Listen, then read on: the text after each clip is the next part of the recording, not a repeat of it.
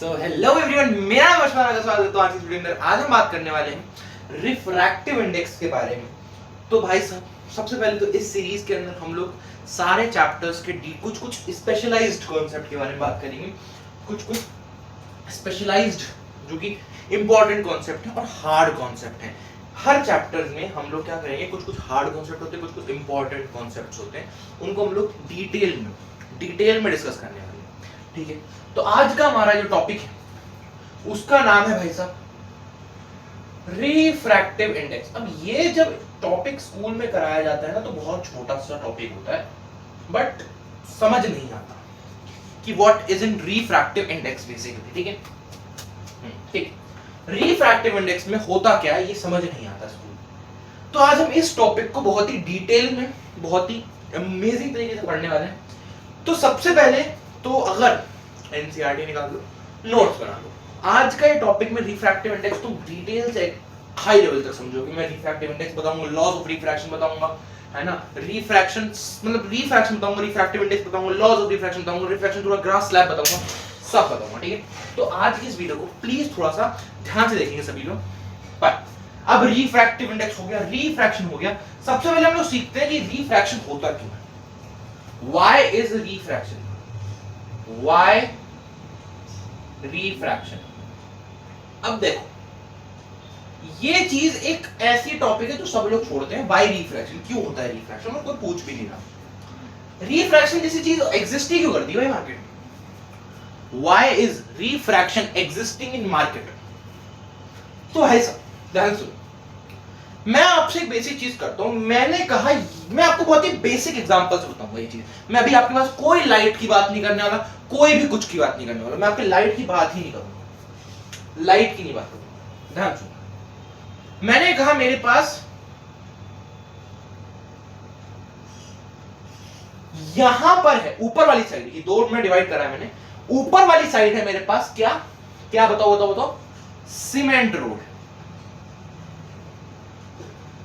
अभी मैं लाइट की बात ही नहीं कर रहा। फर्स्ट ऑफ ऑल मैं आपको समझा रहा हूं रिफ्रैक्शन होता क्या। ठीक है, ठीक है, समझ गए। ऊपर है मेरे पास सीमेंट रोड, नीचे क्या है मेरे पास, नीचे क्या है मेरे पास, खेत कह लो, फार्म लैंड, फार्म कह लो। तो इसमें मड़ पड़ी हुई बहुत सारी। अभी मेरे पास ये है भाई साहब, ऊपर की तरफ यहां पर मेरे पास सीमेंटेड रोड है, यहां पर मेरे पास फार्म लैंड, फार्म है, मतलब मिट्टी पड़ी हुई है, खुद ही जमीन। तो ये चीज बताओ मेरे को, लाइट एक फोटॉन्स के पार्टिकल से मिलकर बनी होती है, लाइट फोटॉन से मिलकर बनी होती है। तो मैंने, चलो लाइट अभी छोड़ो, मैंने कहा मेरे पास कोई ट्रैक्टर है जो मैं टिल्टेड फॉर्म में चला रहा हूं, सीधा नहीं चला रहा हूं मैं, टिल्टेड फॉर्मेट में चला रहा हूं। ठीक है, ये मेरे पास क्या है, ट्रक है, ट्रक, ये है मेरे पास ट्रक। इसको मैं टिल्टेड फॉर्मेट में चला रहा हूं, मतलब मैं इसको टेढ़ा ले जा रहा हूं, मैं इसको सीधा नहीं ले जा रहा हूं, ऐसे नहीं ला रहा हूं, टेढ़ा ले जा रहा हूं। तो क्या है, यहां पर एक टायर है, यहां पर भी एक टायर है, यहां पर भी एक टायर है, यहां पर भी एक टायर, चारों रोड में 4 टायर होते हैं। ठीक है, अब मानो ये ट्रक है मेरे पास एट अ हाई स्पीड, ये मेरे पास हाई स्पीड पे। अब इसका ये वाला टायर टच करा सबसे पहले मड वाली लैंड पे, ऐसे जा रहा है ट्रक, मेरा भी दोनों टायर टच नहीं करे एक टाइम पे। सबसे पहले ये वाला टायर टच करा, ये कोने वाला टायर सबसे पहले टच कर गया। ठीक है, तो अब इस ट्रक को, जो अगर ऐसे जाना था, इस ट्रक को ऐसे तो जाता, ये सीधा सीधा सीधा सीधा। अब क्या हुआ, यहां पर जाने के बाद ये ऐसे हो गया, या फिर थोड़ा सा बेंड आ गया, इसमें ऐसे चला गया। अब देखो, यहां इसको ऐसे जाना था, ऐसे जाना था इसको, क्या, एक सेकंड प्लीज, ध्यान सुनना, इसको ऐसे जाना था, ये ट्रक थोड़ा सा बेंड हो गया, ट्रक थोड़ा सा बेंड हो गया। क्यों हुआ बेंड, क्योंकि मड पे ये उतनी स्मूथली नहीं चल सकता, मड पे ये उतनी स्मूथली नहीं चल सकता जहां पर ये यहां पर चल रहा था। सीमेंट की रोड पे स्मूथली चलेगा, मड पे उतना स्मूथली नहीं चलेगा। ये मड पे स्मूथली नहीं चलेगा, तो मड पे क्या हुआ, जब तेज गाड़ी थी तो वो एकदम हैंडल से खड़े से उधर मुड़ गई। अब इस ट्रक को हम मानते हैं कि ये है फोटोन, फोटोन मतलब लाइट है, लाइट फोटॉन से मिलकर बनी होती है, फोटॉन मानते हैं। अब जब भी हम कोई भी सरफेस पर दो अलग अलग मीडियम में जहां पर दोनों की स्पीड अलग अलग होगी, वहां पर कोई इंक्लाइंड फॉर्म में कोई फोटॉन्स को डालते हैं। ध्यान सुनना मेरी बात, दो अलग अलग मीडियम है, हमने कोई चीज लाई, लाइट, उसको डाला इंक्लाइंड फॉर्मेट में, इंक्लाइंड फॉर्मेट में तो पहले ये वाला टायर टच करता है और लाइट मुड़ जाती है, क्योंकि दोनों मीडियम में एक ही स्पीड पे लाइट चल ही नहीं सकती। जैसे यहां हुआ था, यहां हमने लाया वो मुड़ गया, क्योंकि हाई स्पीड के कारण वो ट्रक बैलेंस नहीं बना पाया, वो मुड़ गया। पर यहां पर लाइट में क्या होता है भाई साहब, दोनों मीडियम में सेम स्पीड से लाइट ट्रैवल नहीं कर सकती। Light travels with different speed in different medium. तो यहां पर फोटोन का पार्टिकल आया, पहला टायर टच हुआ और मुड़ गया।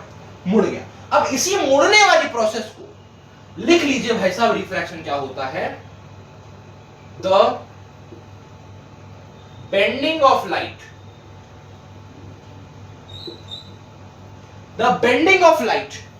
when it touches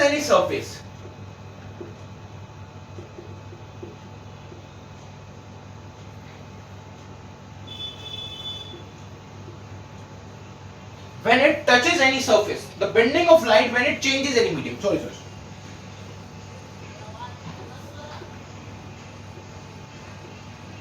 when it changes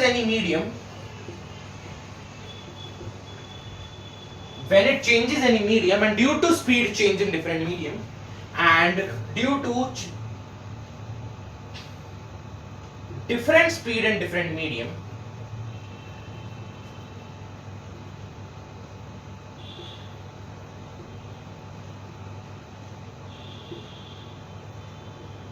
is called refraction. अब बताओ क्या आपको रिफ्रैक्शन समझ आया? The bending of light when it changes a medium and due to different speed in different medium is called refraction. मतलब एक लाइट बेंड होने, क्यों बेंड हो रही है? क्योंकि वो मीडियम चेंज कर रही है, डिफरेंट मीडियम में डिफरेंट लाइट की स्पीड होती है, इसी उसी बेंडिंग वाली प्रोसेस को हम लोग कह देते हैं रिफ्रैक्शन। अब कोई आपसे पूछेगा कि भाई साहब ये रिफ्रैक्शन क्या होता है, तो आप ये डेफिनेशन लिख के आ जाएंगे। कोई ज्ञान देने के लिए पूछेगा कि रिफ्रैक्शन क्यों होता है, तो आप ये एग्जांपल समझा देंगे। क्या ये बातें सबको क्लियर हुई भाई साहब? क्या ये बातें सबको क्लियर हुई भाई साहब? क्या ये हार्ड था? अब तुम मेरे को बताओ, क्या ये हार्ड था या इजी था? क्या ये हार्ड था या इजी था? अगर ये इजी पीजी अब लगा तो नेक्स्ट हेडिंग डालो अपनी नोटबुक में, जो कि होगी रिफ्रैक्शन। नेक्स्ट हेडिंग डालो अपनी नोटबुक में, जो कि होगी रिफ्रैक्शन। जल्दी से डालेंगे सभी लोग। व्हाट इज, अब हम सीखेंगे रिफ्रैक्शन के बारे में, चीजें सीखते हैं रिफ्रैक्शन के बारे में। एनसीईआरटी थोड़ी सी पढ़ लेते हैं, ठीक है? अभी तक तो मैंने आपको बताया व्हाई रिफ्रैक्शन, जो कि बहुत लोग नहीं बताते, मैक्सिमम लोग रिफ्रैक्शन नहीं बताते, वो यहीं से शुरू करते हैं। जो भी तक मैंने रामायण करी भाषा को छोड़ ही देते हैं, ठीक है? वो मैक्सिमम लोग यहां से ही शुरुआत करते हैं, दे स्टार्ट फ्रॉम हियर। मैंने अभी 8 मिनट तक जो भी बोला वो सब वो छोड़ देते हैं, ठीक है? तो अब ये रिफ्रैक्शन क्या होता है? बहुत सिंपल। मैंने कहा, आपको मैंने ऑलरेडी बता रखा है, the bending of light due to different speed in different mediums. The bending of light, मैं छोटी डेफिनेशन लिख रहा हूं, of light due to different speed in different medium, ठीक है? ठीक है, ये छोटी सी डेफिनेशन लिखी, the bending of light due to different speed in different medium, ठीक है? अब मैंने कहा मेरे पास दो मीडियम्स हैं, दो केस है। केस 1, मेरे पास ऊपर वाला मीडियम 1 है, ये जो मीडियम है ये मेरे पास है रेयरर, और नीचे वाला है denser.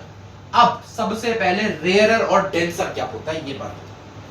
What is rarer, what is denser in your terms? Basically rarer क्या होता है? जो रेयर, ऐसा नहीं होता।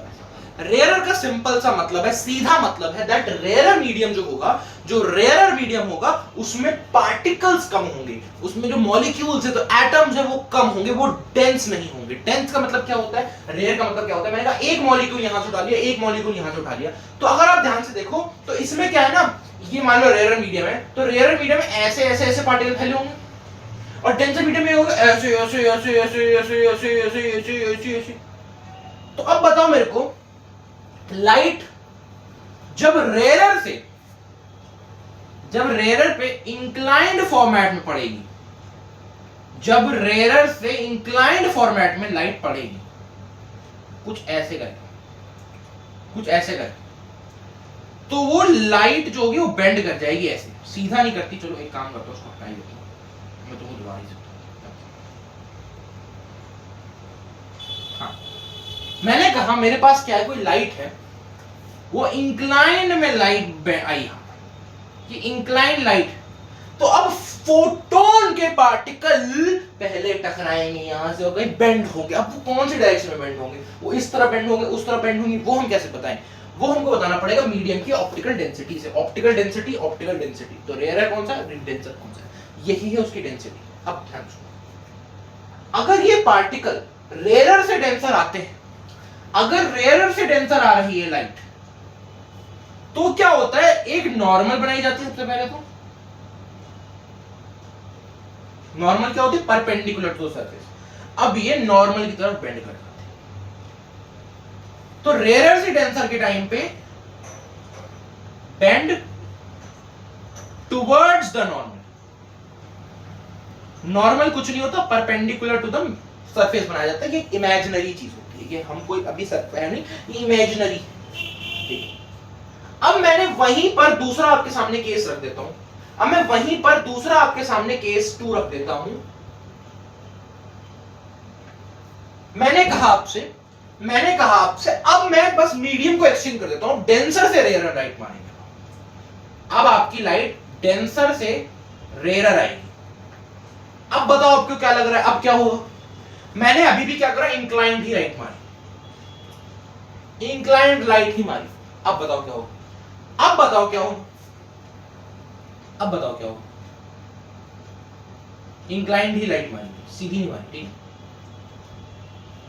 अब क्या करेंगे हम, यहां पर जब मीडियम अपोजिट हुए हैं तो ये केस भी अपोजिट हो जाएगा। अब बेंड अवे फ्रॉम नॉर्मल नहीं हो जाएगा, लॉजिक लगाओ, तो नॉर्मल बना देते हैं सबसे पहले। ये अभी क्या है, नॉर्मल एनसी मतलब फिजिक्स में परपेंडिकुलर होता है। अब क्या होगा, ये बेंड अवे फ्रॉम नॉर्मल हो जाएगा, ऐसे चला जाएगा। तो अगर डेंसर से रेयरर आ रही है तो क्या होगा, bend away from normal. Normal कुछ नहीं होता, डरना मत नॉर्मल का नाम सुन के, normal is the perpendicular from the mirror. Mirror बोल रहा हूं, परपेंडिकुलर ऑफ द सरफेस। क्या ये चीजें क्लियर हुई भाई साहब? क्या ये चीजें जरा सी भी आपको टफ लग रही हैं? क्या ये चीजें डिफिकल्ट लग रही हैं? नहीं लग रही होंगी, होप सो नहीं लग रही होंगी भाई साहब, होप सो नहीं लग रही होंगी। अब रिफ्रैक्शन में ये रेयर से डेंसर आ गए, डेंसर से रेयर आ गए। अब ये चीज बताओ, मेरे को जानना है कि ये रिफ्रैक्टिव इंडेक्स क्या होता है। देखो मेरी बात सुनो, ये रिफ्रैक्शन यहीं तक था, रिफ्रैक्शन यहीं तक था। एनसीईआरटी पर खोल के आपको दिखा देता हूं। एक सेकंड, एक मिनट, वेट अ सेकंड, एक सेकंड। चलो अब एनसीईआरटी को बात बोलेंगे, ठीक। अभी बात मेरे को ये चीज जाननी है, अगर मैं रिफ्रैक्शन कब नहीं होगा, when refraction will not occur, case of no refraction. ध्यान से रखिएगा, केस ऑफ नो रिफ्रैक्शन, जहां पर रिफ्रैक्शन नहीं। सबसे पहले मैंने कहा था जब ओब्लिकली लाइट को डालेंगे, तब फोटोन का पार्टिकल टेढ़ा होता है और सीधा जाता है। अगर मैंने कहा मैं सीधा डाल दूं पार्टिकल को, अगर मैं परपेंडिकुलर सरफेस डाल रहा हूं पार्टिकल को, तो कोई भी मीडियम चेंज नहीं, सीधे जाएगा। अगर मैं परपेंडिकुलर टू सरफेस डाल रहा हूं, क्या ये बात है सबको क्लियर है? सेकंड, नो मीडियम चेंज, हमने मीडियम ही चेंज नहीं करा, हमने पानी से पानी में ही लाइट डाल दी, तो कोई दिक्कत नहीं होगी। मीडियम डेंसर रेयर कुछ चक्कर ही नहीं आएगा, सब दोनों ही एक ही ऑप्टिकल डेंसिटी के, तो वेलोसिटीज भी सेम ही होंगी लाइट। क्या ये चीज आपको सभी को क्लियर हुई भाई साहब? ये अगर आपको पेज पूरा क्लियर हुआ है तो बहुत अच्छे भाई साहब, आपने बहुत आगे तक पढ़ चुके। अब आते हैं हम लोग refraction through a glass slab. Glass slab पे कैसे रिफ्रैक्शन होता है, बहुत इंपॉर्टेंट टॉपिक है, एग्जाम में आ जाता है question, explain refraction through a glass slab through a diagram. इसका डायग्राम याद कर लेना, अभी बता रहा हूं, ठीक, हटा रहा हूं उसको, ठीक है। अब ठीक है, अब सभी लोग बात को ध्यान सुनो, refraction through a glass slab.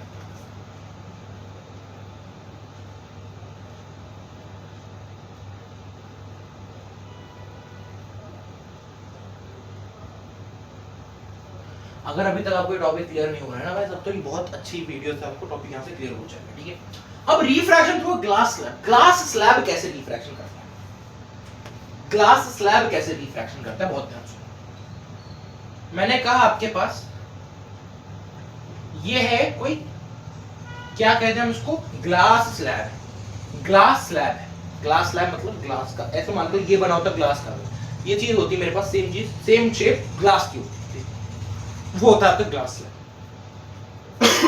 अब ध्यान सुनो, मैं इसमें क्या कर रहा हूं, एयर से लाइट मार रहा हूं, एयर पे ही लाइट दे रहा हूं, बीच का मीडियम है मेरे पास ग्लास, बीच का मीडियम है मेरे पास ग्लास।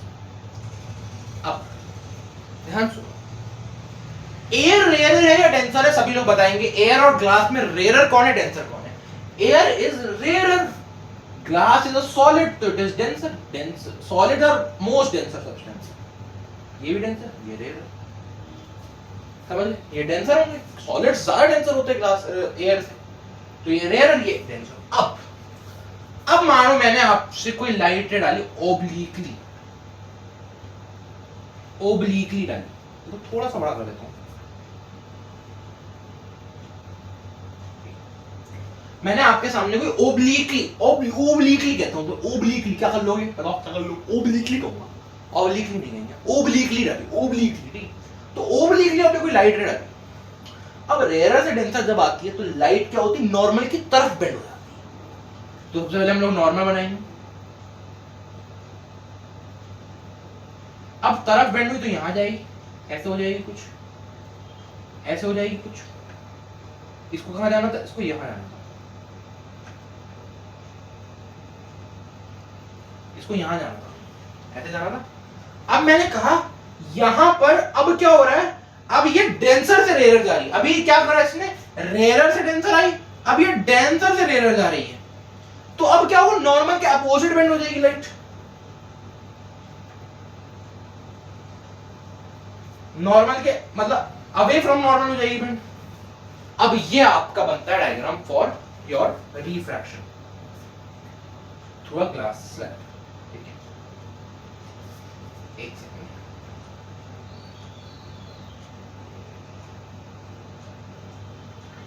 चलो, अब यही आपका डायग्राम बनता है रिफ्रैक्शन थ्रू अ ग्लास। अब इसमें मैं आपको ध्यान से बताता हूं, सारी मेंशन कर लो, सारी चीजें बहुत इंपॉर्टेंट है। अभी तक अभी आपने इस डायग्राम पे आपको एक नंबर भी नहीं देगा टीचर, आपको मेंशन करनी पड़ेगी, बहुत अच्छे से सीखना क्या क्या मेंशन करना है, क्या क्या मेंशन कर सकते हैं। ये कौन सी रे थी, इस रे को क्या कह सकते हैं, इस रे को इंसिडेंट हुई है तो इंसिडेंट रे कहते हैं। ये रे कौन सी, ये अंदर वाली, अंदर वाली, अंदर वाली क्या हुई, रिफ्रैक्ट हुई है तो उसको रिफ्रैक्ट रे कहते हैं।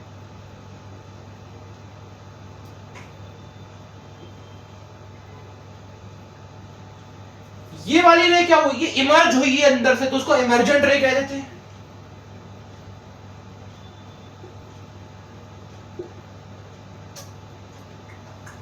अब ध्यान से मेरी बातें सुनना सारी, ये इसको रे को ऐसे जाना था, ये ऐसे हो गई तो इसको ये डिस्पर्जन हो गया, इसको हम लोग लेटरल डिस्पर्जन कह देते हैं। क्या कह देते हैं भाई साहब, इस वाले को हम लोग लेटरल डिस्पर्जन डिस्पर्जन कह देते हैं, लेटरली डिस्पर्ज हो गई लाइट। क्या ये बातें सारी क्लियर हुई? अब एंगल मेंशन कर लेते हैं, ध्यान से सुनना मेरी बात।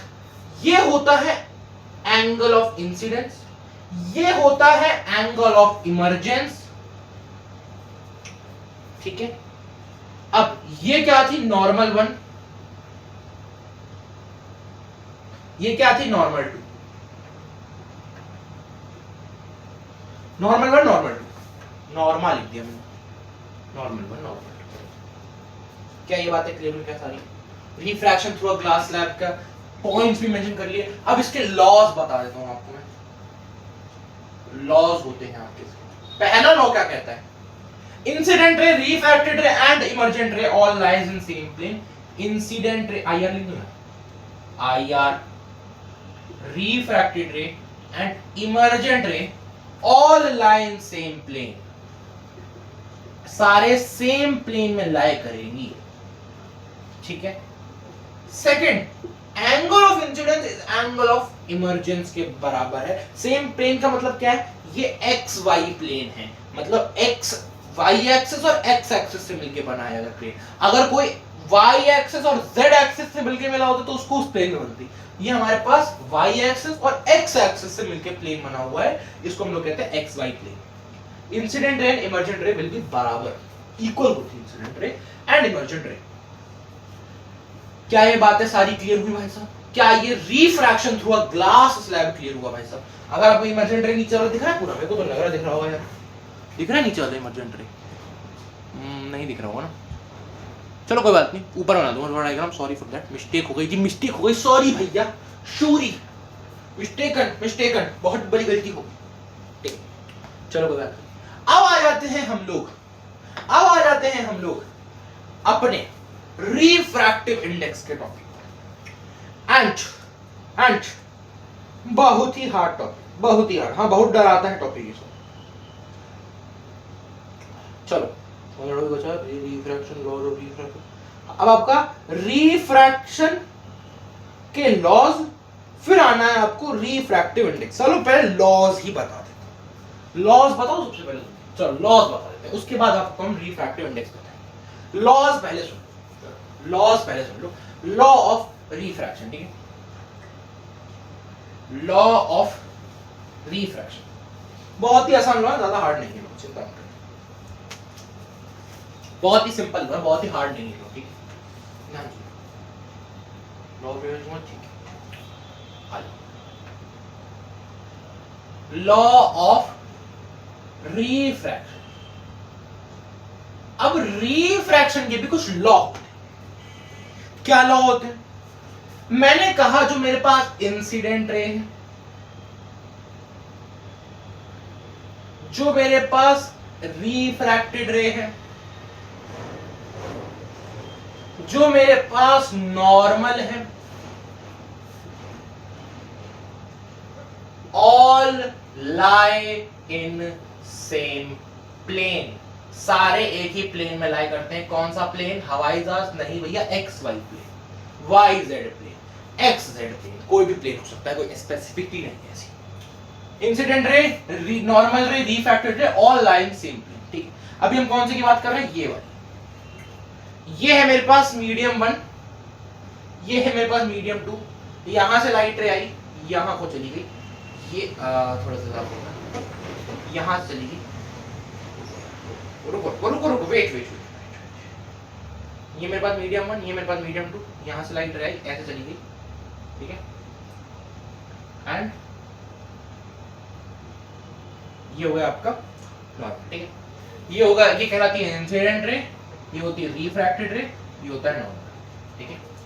अब the ratio of sine I by sine R, मैं इसको थोड़ा यहां बना देता हूं ताकि आपको दिखे, देखिए उधर दिख ही नहीं रहा होगा, ठीक है। अब ये है हमारे पास इंसिडेंट रे, ये है हमारे पास रिफ्रैक्टेड रे, ये है हमारे पास नॉर्मल, मीडियम भी होगा। अब क्या है? स्नेल्स लॉ करके एक चीज है, क्या बोलती है? The ratio of sine of angle of incidence the sine of angle of, अभी लिख रहा हूं बताऊंगा यार, refraction is constant for a given pair of media।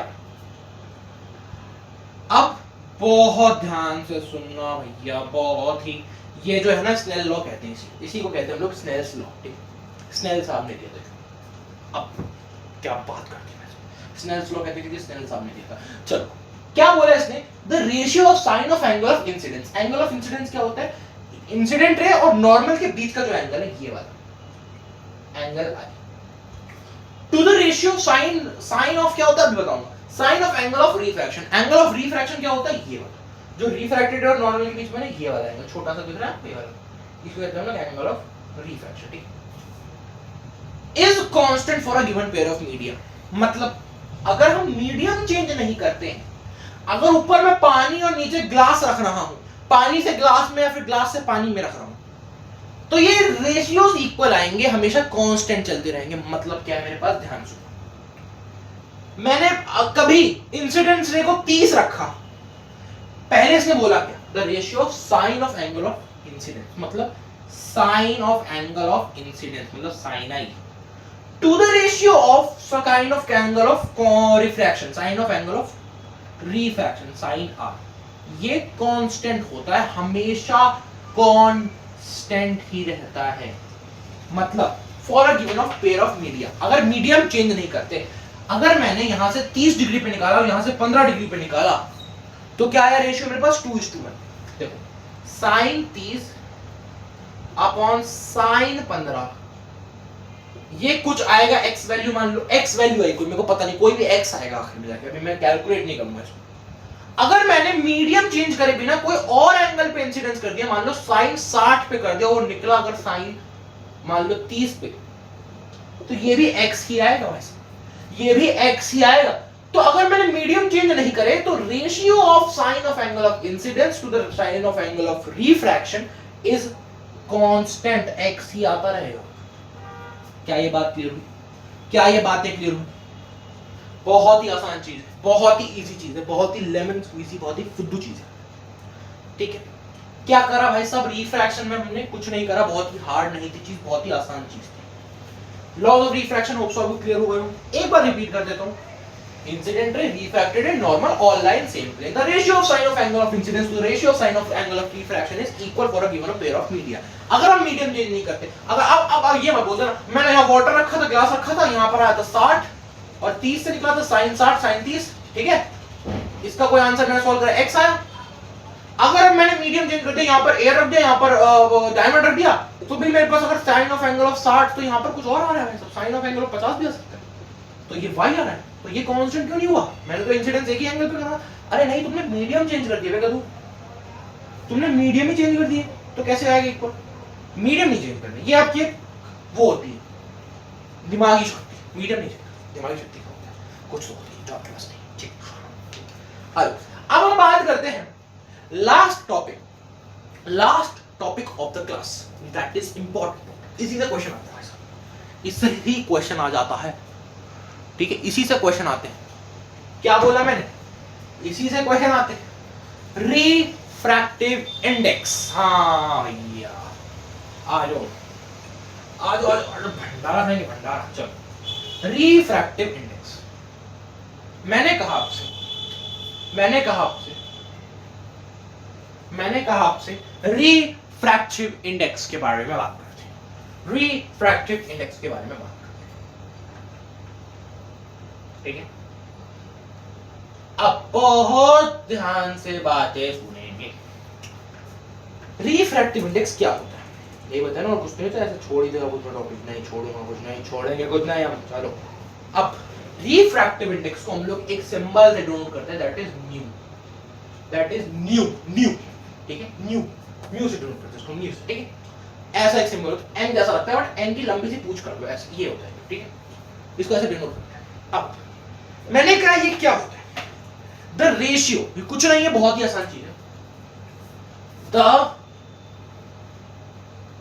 Ratio of speed of light in medium 1 to speed of light in medium 2। Medium 1 में जो speed of light होगी उसकी जो रेशियो होगा मीडियम 2 की लाइट के साथ, हमें कुछ समझ नहीं आया, बिल्कुल समझ नहीं आया, कुछ समझ नहीं आया। चलो मैंने कहा ये है हमारे पास कोई लाइट का मीडियम्स, दो मीडियम, एक है ये मीडियम नंबर 1 M1 लिख देते हैं अभी, एक है ये मीडियम नंबर 2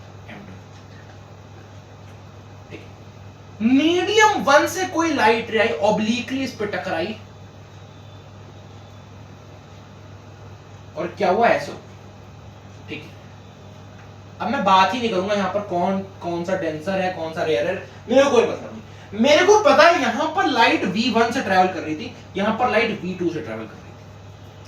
अब जहां पर गिरती है लाइट हम उसका रिफ्रैक्टिव इंडेक्स निकालते हैं विद रिस्पेक्ट टू जहां से गिरी है लाइट। मान लो मैंने कहा यहां से गिरी है तो इसको कह दिया मैंने इनकमिंग मीडियम, यहां से गई है लाइट, यहां पर गिरी है लाइट आउटगोइंग मीडियम, यहीं से निकली है क्योंकि लाइट यहां से आई है इनकमिंग, यहां से गई है आउटगोइंग। ठीक है, हम लोग क्या करते हैं, हम लोग रिफ्रैक्टिव इंडेक्स किसी का भी निकाल सकते हैं विद रिस्पेक्ट टू किसी का भी निकाल सकते हैं विद रिस्पेक्ट टू किसी के भी, पर हम लोग क्या निकालते हैं, हमेशा आउटगोइंग मीडियम का रिफ्रैक्टिव इंडेक्स निकालते हैं। तो कैसे लिखते हैं उसको, refractive index of 2, medium number 2 ही तो था ये, विद रिस्पेक्ट टू 1, मतलब ऐसे 2 का refractive index with respect to 1। तो इसमें हम लोग क्या करते हैं, जिसको रिस्पेक्ट दी जाती है विद रिस्पेक्ट टू 1 को रिस्पेक्ट दी मतलब 1 को ऊपर रखेंगे, मतलब velocity of medium 1 will be ऊपर रखेंगे और velocity of medium 2 will be down, v1 by v2। हम ऐसे refractive index of angle number 2 निकाल सकते हैं, रिफ्रैक्टिव इंडेक्स ऑफ मीडियम 2 निकाल सकते हैं। रिफ्रैक्टिव इंडेक्स ऑफ मीडियम 2 हम लोग ऐसे निकाल सकते हैं, रिफ्रैक्टिव इंडेक्स ऑफ मीडियम 2 हम लोग ऐसे निकाल सकते हैं। अगर मेरे को मीडियम 1 का चाहिए होता,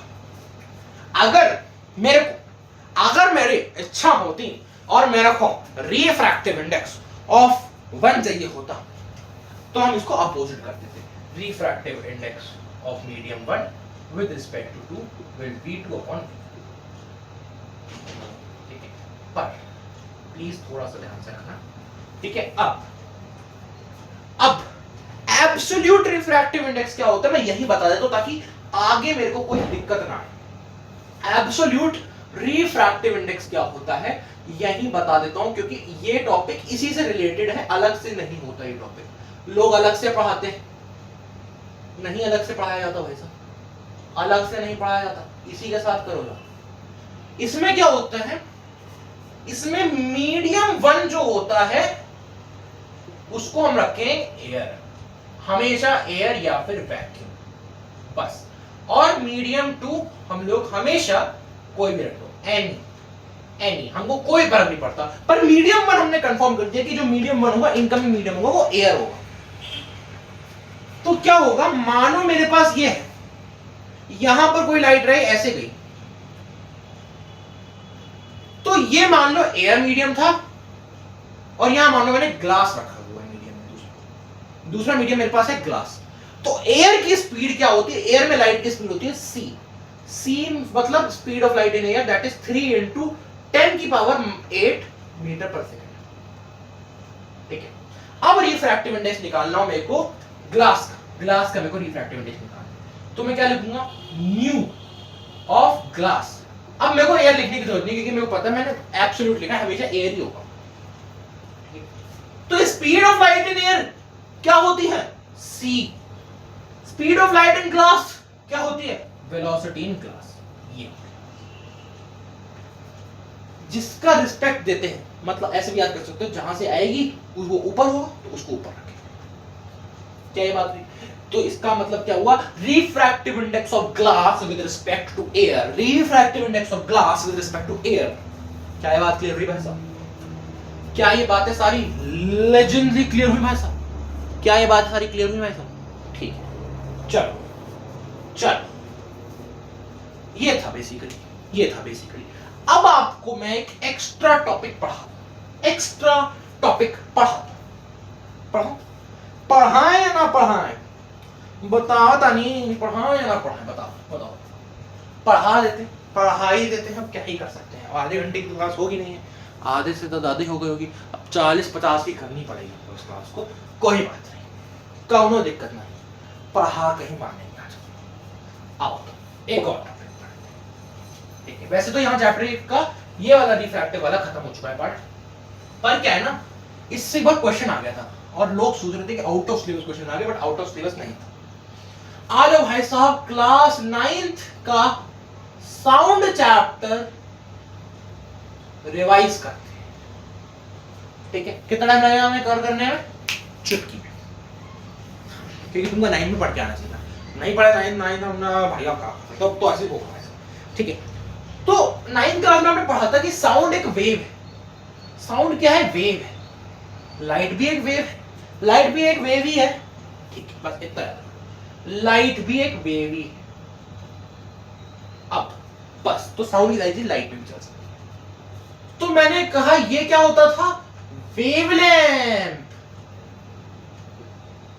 लैम्बडा कहते थे, क्या कहते थे? लैम्बडा कहते थे। ठीक है, ये क्या होता था जी?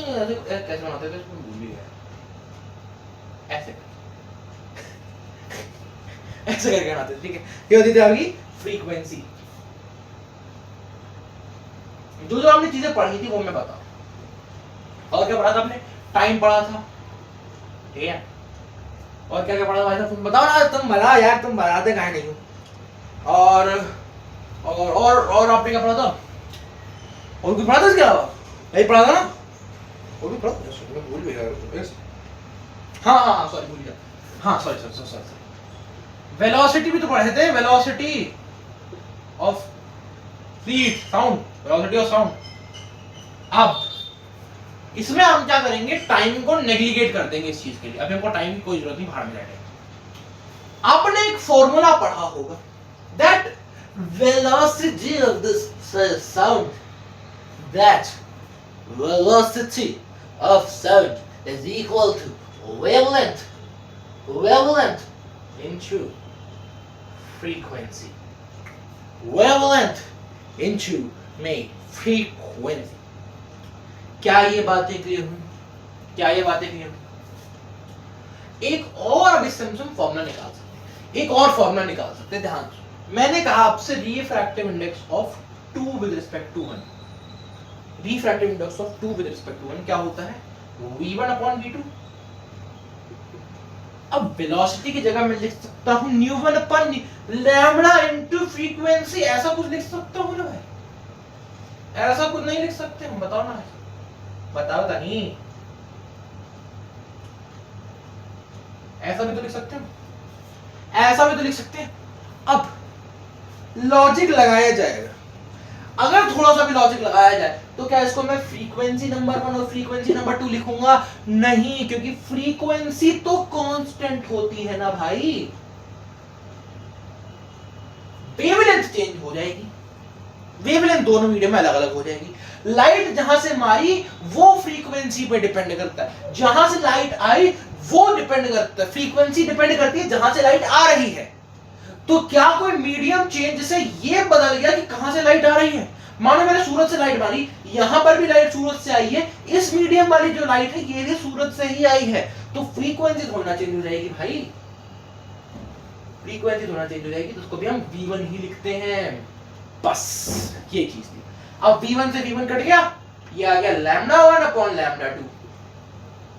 मतलब लाइट का एक और फॉर्मूला होता है वेवलेंथ ऑफ 1 वेवलेंथ ऑफ 2। तो लाइट के बस दो फॉर्मूले हो गए रिफ्रैक्टिव इंडेक्स के, एक वेलोसिटी ऑफ 1 वेलोसिटी ऑफ 2, एक वेवलेंथ ऑफ 1 वेवलेंथ ऑफ 2। क्या ये बातें सारी क्लियर हो गई? क्या ये बातें क्रिस्टल क्लियर हो गई? That is it my son.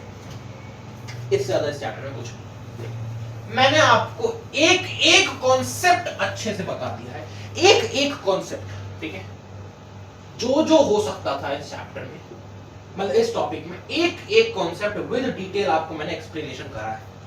तो यस, थोड़ा सा मैंने ऐसा सोचा कि इस सीरीज में हम लोग इस वीडियोस को में अच्छे से हर चीज को कवर करेंगे। तो यस, थोड़ा सा आपको मेहनत डालनी पड़ेगी, क्योंकि बताऊं अब मैं क्या है, मैंने देखा कि कुछ कुछ कॉन्सेप्ट बार बार सीबीएसई में पूछ जाते हैं और वो हार्ड भी है, जैसे कि रिफ्रैक्टिव इंडेक्स, वो एक बार में आपको समझ नहीं आएगा, तो मैंने एक स्पेसिफाइड वीडियो बना दी जिसमें आपको रिफ्रैक्टिव इंडेक्स बताया जाएगा। कभी और वीडियो बना दूंगा, ठीक है, कभी एक और वीडियो बना दूंगा मैं ऑफ जैसे कि ऑल रे डायग्राम्स इन वन वीडियो, ठीक है, ऑल रे डायग्राम इन वन वीडियो, या फिर advanced sunset and advance sunrise and delayed sunset की वाली भी वीडियो बना दूंगा, एक ह्यूमन आई वाली है, इलेक्ट्रिसिटी में भी ओम्स लॉ की वेरिफिकेशन ऑफ ओम्स लॉ वाली जो है वो भी बना दूंगा। तो बहुत सारी अभी आइडियाज है भाई साहब मेरे पास।